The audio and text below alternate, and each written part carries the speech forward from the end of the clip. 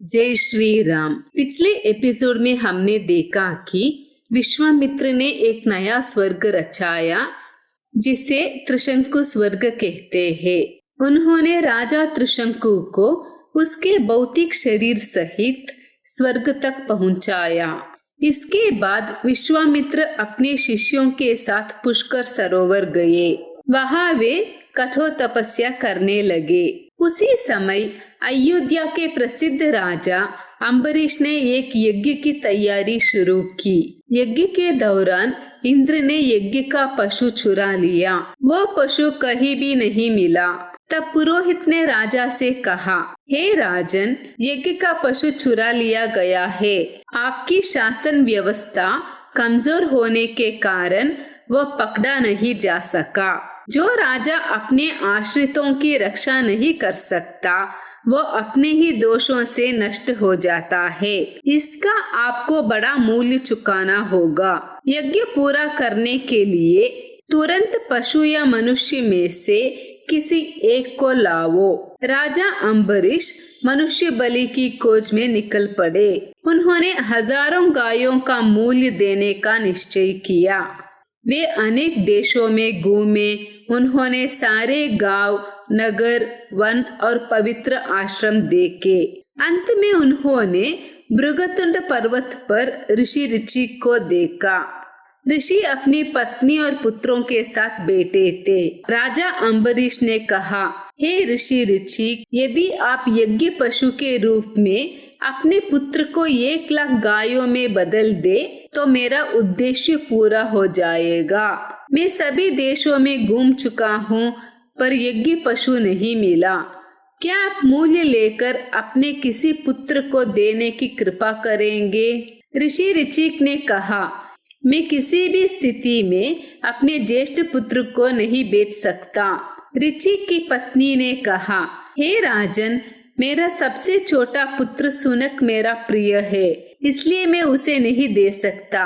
पिता को बड़ा पुत्र प्रिय होता है और माता को छोटा पुत्र, इसलिए मैं अपने छोटे पुत्र को अपने पास रखूंगी। तब मंझले पुत्र शूनशेप ने कहा, मेरा पिता कहते हैं कि बड़ा पुत्र नहीं दिया जा सकता और माता कहती है कि छोटा पुत्र नहीं दिया जा सकता।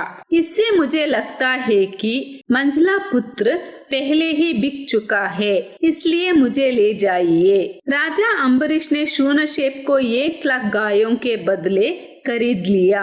उन्होंने शूनशेप को रथ पर बैठाया और तुरंत चल पड़े। मार्ग में दोपहर के समय वे पुष्कर सरोवर पर विश्राम के लिए रुके। शूनशेप बहुत ही दुखी था।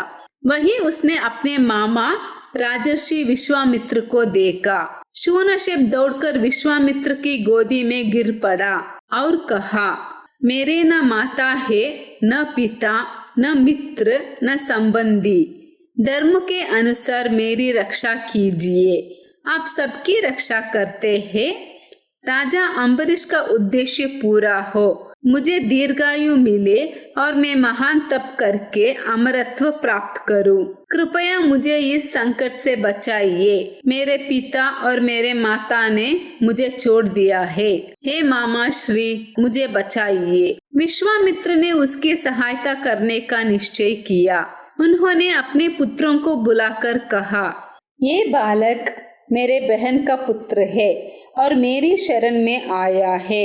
हे पुत्रों, केवल अपना जीवन देकर इसकी इच्छा पूरी कर दो, तब शूनशेप की रक्षा होगी। राजा का यज्ञ बिना बाधा के पूरा होगा। देवता प्रसन्न हो जाएंगे। मेरा वचन सत्य होगा। मधुचंदा और अन्य पुत्रों ने कहा, दूसरे के पुत्र की रक्षा के लिए अपने प्राण देना कुत्ते का मांस खाने के समान है। हम इसे निषिद्ध कर्म मानते हैं। ये सुनकर विश्वामित्र अत्यंत क्रोधित हो गए। उन्होंने अपने ही पुत्रों को शाप दिया और कहा, तुम सबने मेरे वचनों का अपमान किया है, तुमने अत्यंत साहसी और भयानक शब्द कहे हैं। तुम सब 1000 वर्षों तक पृथ्वी पर कुत्तों का मांस खाकर जीवन बिताओगे। शूनशेप और अधिक दुखी हो गया।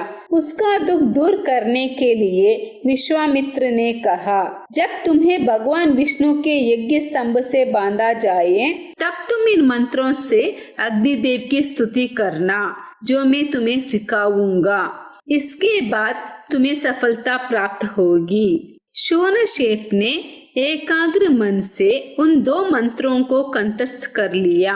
वह तुरंत राजा अम्बरीश के पास गया और राजा से कहा, दीक्षा ग्रहण कीजिए और यज्ञ आरंभ कीजिए। राजा तुरंत यज्ञ स्थल पर पहुँचे। पुरोहितों की अनुमति से राजा ने विधि पूरी की। शूनशेप को कुशा से बांधा गया, उसे लाल वस्त्र पहनाए गए, उसे यज्ञ स्तंभ से बांध लिया गया। शूनशेप ने इंद्र और उपेंद्र देवताओं की भावपूर्ण स्तुति की। पवित्र स्तुति से इंद्र प्रसन्न हो गए। उन्होंने शूनशेप को दीर्घायु का वरदान दिया। राजा अम्बरीश को भी यज्ञ का फल प्राप्त हुआ। ये सब इंद्र की कृपा से हुआ। इस प्रकार विश्वामित्र ने अपने भांजे शूनशेप का जीवन बचाया। अगले एपिसोड में हम विश्वामित्र की यात्रा के अगले चरण को देखेंगे। यदि आपको ये वीडियो पसंद आया है तो कृपया लाइक, शेयर और फॉलो कीजिए। कमेंट बॉक्स में जय श्री राम लिखना मत भूलिए। धन्यवाद। जय श्री राम।